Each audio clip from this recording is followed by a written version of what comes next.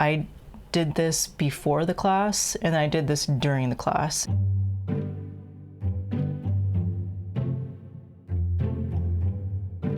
Hello! I wanted to make a video about these sketchbooks. This particular class was made or is led by Bryce Coe, and Bryce is an illustrator that I very much look up to and I really admire his work. So actually the main reason I'm making this video now, I'm leaving Japan for New Zealand, and as such there is a limit to how much I can take with me without incurring lots of extra cost. So I thought maybe I'll keep these, but just in case, why not document these for posterity? So I started the sketchbook in August 2020. I was still kind of okay mentally with my artistic skills, but then late October, the art block was really getting to me, so that's when I signed up for the class. This was on my birthday. This was August 2020, so it was the first quarantine birthday, so then I just stayed home and drew. Tried to make myself feel better. I'm not sure how well I did at that. And this was the next page that I did. I tried to do some clothing studies, but it was pen. Same thing here, Ezra Miller. And then I drew this. So if you want a quick summation of what happened during the class, I did this before the class and I did this during the class. And you can tell a huge difference in boldness, expression, and the consciousness of the figure as a 3D form. Every time I'd open the sketchbook before I had finished it, I kept looking back at it and admiring my own work. And I'm the type of messy sketchbookist who if the back of the page is blank, it still counts. So then I think during the class I went back and filled this page in with cube practice and general visualization practice. This is me, what I usually look like at my desk at work back when I was still teaching. A lot of what you learn in Bryce's class is about really sending home the idea that everything you draw is a 3D form. You're putting a 3D form into a 2D surface. And everything is also in pen, because pen forces you to be intentional. It forces you to just deal with the fact that you're going to make mistakes, and that just means you're just going to need more paper to continue practicing. So yeah, for example, I broke down what I feel like I look like when I sit cross-legged like this. I first made this figure to kind of just think on paper, and then I went straight to pen on what the sketch would look like if I was wearing clothes and I wasn't just a bunch of boxes. I will maybe skip this page during this video. Once I make this comic for good, then I'll share it. The funny thing about this page is that I was teaching at I was visiting a school that I had never worked at before. So of course it was my self-introduction video. And to help show the kids what kind of art I make, I brought the sketchbook thinking oh, it's fine. I don't draw anything weird or inappropriate for school.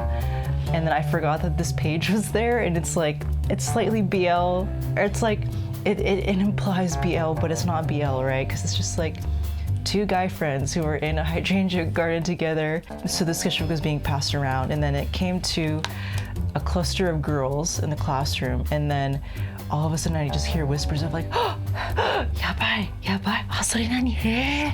And I just realized what are they gasping about, because I'm pretty sure all my sketchbooks are safe for work.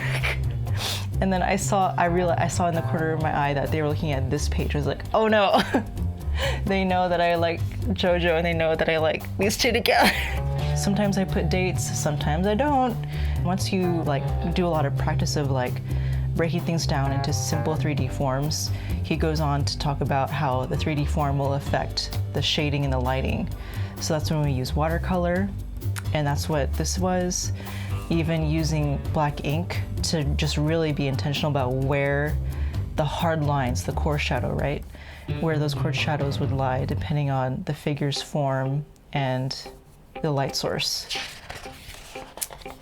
So some JoJo. This was one of the homework assignments, the early ones. And yeah, just like breakdown of a fridge, breakdown of an astronaut. This was like starting with a flat square, like dead center, like looking straight down at it, and then slightly rotating it away from you upward, away from you downward, off to the sides.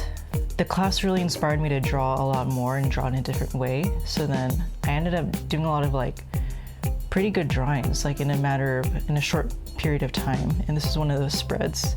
Yeah, this was like Jotaro from memory, 3D practice, but with cylinders. Hands, my forever enemy. For now. This was like Giyu from Kimetsu no Yaiba from memory, and I don't have a very good memory of him. And these were like homework sketches that I ended up like, meh, whatever.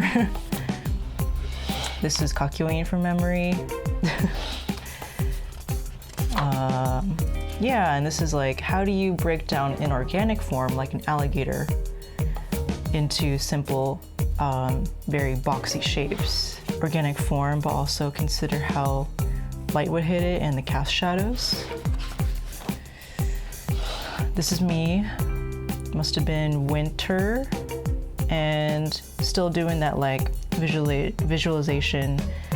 I call it like the third eye, like your mind's eye, right? This is just all of that, the mind's eye.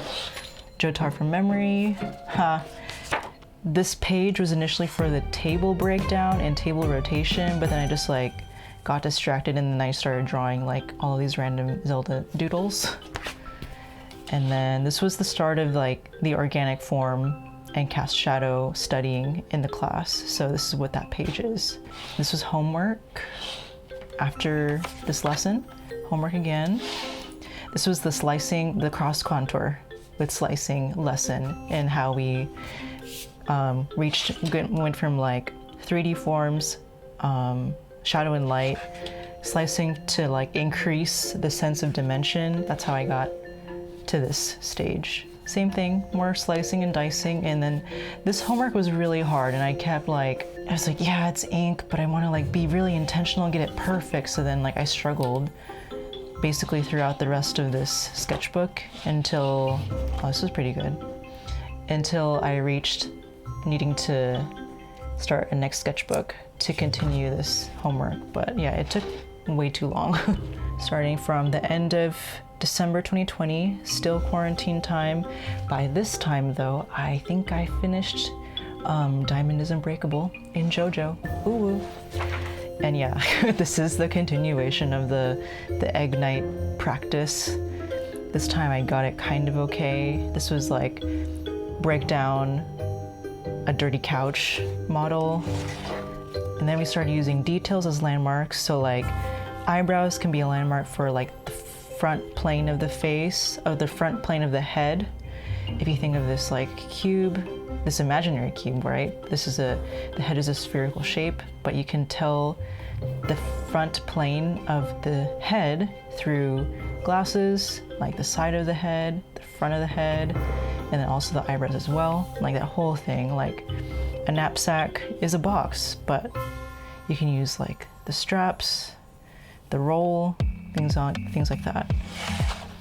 So yeah, using landmarks to help you maintain 3D fidelity. Oh my God, New Year's Day, I was at home drawing because of course that's what you do in quarantine.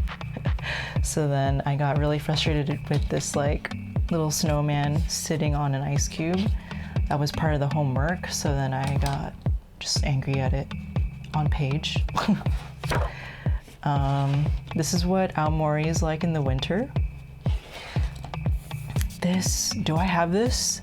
This is the sketch this is the thumbnail technically of my final sketch for this unit, going from this to this, and still like straight to pen, no pencil sketching beforehand.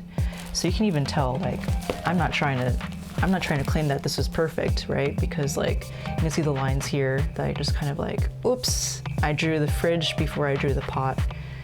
And then like this line here. But the great thing about Bryce's approach is that like, the more complex you make the drawing, the less time, or like the more people have to look at, so then like the mistakes become a little less like noticeable. So yeah, that's what this was. Yeah, just general. This was another homework, figure studies. This was learning line weight. Thinness to thickness creates presence and a sense of perspective. Thicker lines make the figure seem closer. This was like hard light, rim light, CMYK practice homework. It's like how to mix cyan, magenta, and yellow to make all the other colors you could possibly need. This was like the start of it. This was the second one. More like brush pen practice and how to create textures. This was the texture. This was the texture class. How you depict fur versus hair versus leather versus scale versus rope, things like that. This was like, yeah, brush pen practice. Brush pen is really hard to control, honestly. This, I think I must have drawn like, I wonder if I can piece it out, what I drew. I think I was practicing like this sort of head shape for a crocodile maybe. And then maybe it was like here, maybe it was this. And then I was rewatching Attack on Titan at the time. So then I just kind of like impromptu drew like just caught in the rubble. Man, that was good. Good times. More homework. This was the practice for this one. Yeah, and then I was really flattered that Class 101 then reached out to ask if they can use this in like their next like Instagram video ad for the class. And I was like, oh my gosh, yes, please do it. So that made me feel really good. To prepare for your final project, Bryce tells you to like think of an object that you want to use in your final illustration. This was his example for like how to draw a gun and break it down and really study the object to master it and put it in your visual library. But then I chose tuxedo shoes, and this was my study of it. It was pretty hard, but pretty fun too. He also did how to draw animals, starting with horses, aka the most notorious things to draw, and like how you can use the skeleton and skeleton reference photos to really like understand the form lying underneath the skin and the muscle and stuff like that. And he even talked about how like mammals, right? They kind of have more or less the same biological blueprint, really, if you compare their skeletons. They're slightly different, of course, like giraffe definitely has a longer neck than a horse, but at the end of the day, like all mammals have 4 legs and they have like a rib cage, they have vertebra. It's just a matter of modifying it based on each animal, but you basically have the same kind of general figure, right? So that was like my big takeaway from that lesson, is that if you can master the fundamental skeleton of a mammal, then you can basically carry it over to every other animal and just like take note of every animal's unique characteristics. But then that's another way to like accelerate your visual library accumulation, kind of. So in addition to shoes, I decided to study Shibas because I love Shibas. Yeah. So this was a Shiba skeleton. And like how to figure out proportions, right? Like, oh, it's 3 heads long and 3 heads tall, so on and so forth. Lots of like Shiba in different positions. This was another random free drawing. So in addition to like skeletons, right? If anatomy is still really hard, you can use armor as kind of like in lieu of like clothing and stuff, and you just want to learn the human form. Pieces of armor are also a good way to like help you study in a simpler terms. So yeah, more more shoes, more Shibas. Yep, this was really cute. And then this was the actual like study of the human musculature. One of the feedback comments I got from Bryce was like, oh gosh, I think it was like this one. It might have been this figure. He said something about like it was slightly off proportion, or maybe like the heads were too small, I don't know. And then after the musculature study, it was like more figure studies, right? And then I chose fencing because I noticed that like fencing, just like sports in general, but especially fencing and like baseball, when they have such extreme poses like this, the great thing about studying fencers is that their outfits are pretty close to the body. So you can use like the clothing folds and the clothing creases, right, to kind of help you really visualize and understand that where the stretch points and like the folding, the stretch and the bending points are in the body. So this is really fun. Also, you don't have to really pay attention to the face of the fencers because that's not really the point.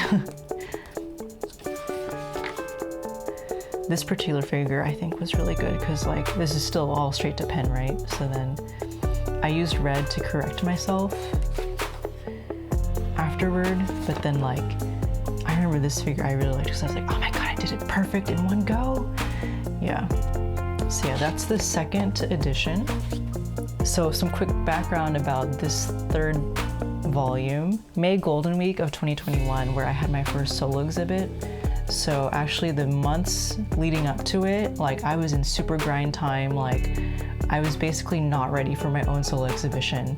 There might just be some pages that just weren't finished at all and I just kind of abandoned the sketchbook and I had to put the class on hold for a little bit and just focus on like preparing for my solo show. But yeah, this was like, let's focus on the human face, just kind of combine everything we had learned about the 3D form and like shading and light.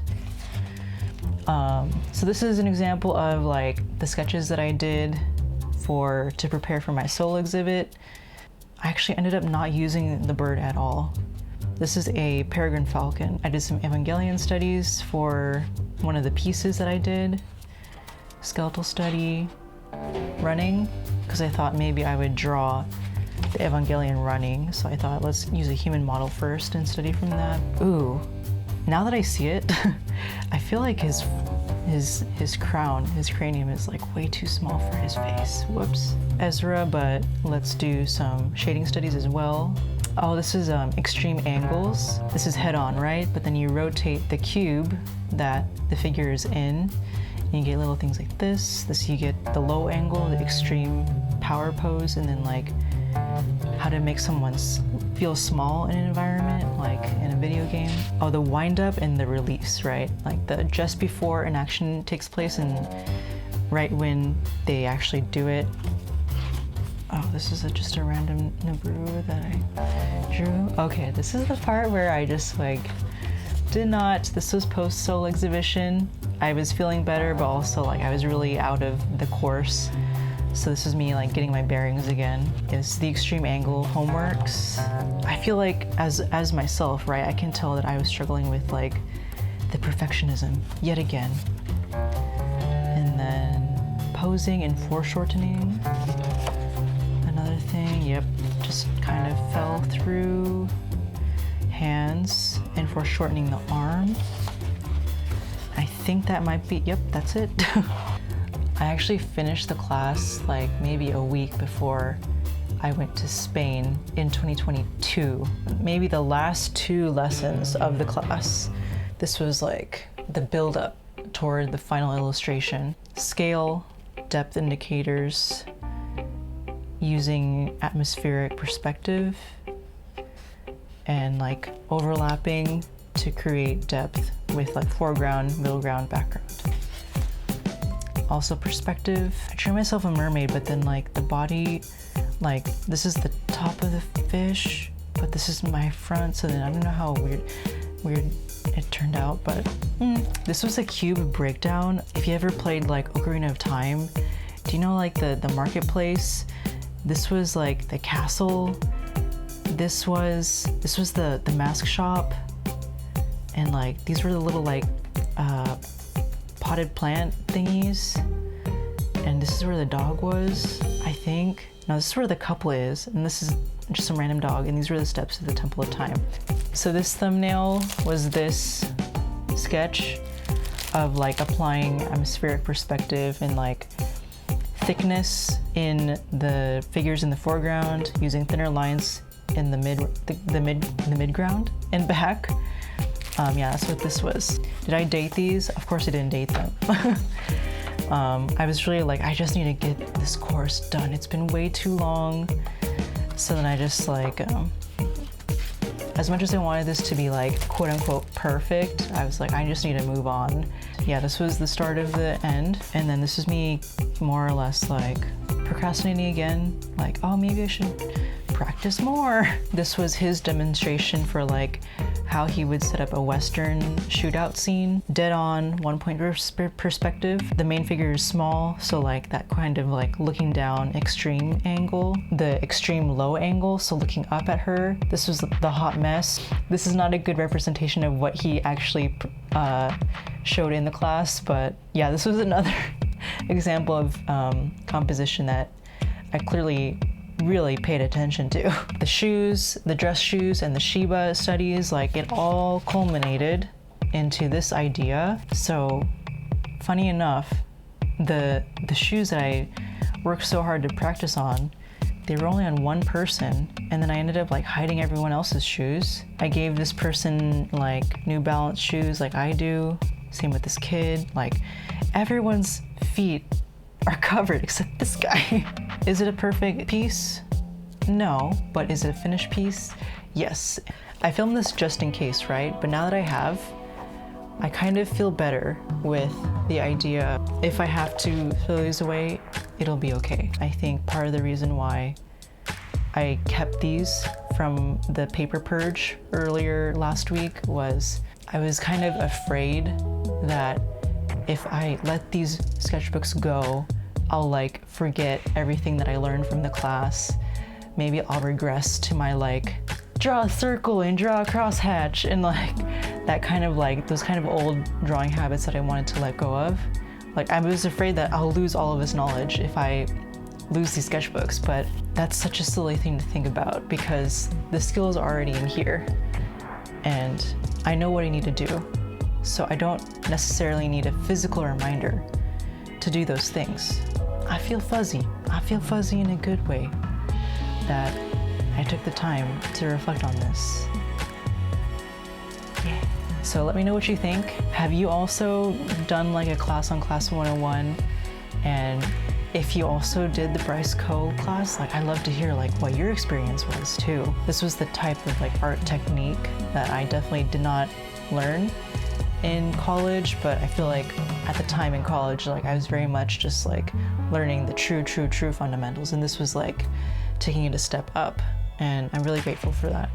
I'm going to now resume packing and moving stuff for trash, and I'll see you next time, hopefully with a little less physical and mental and emotional baggage on my metaphorical back. Okay, I'll see you later. Bye.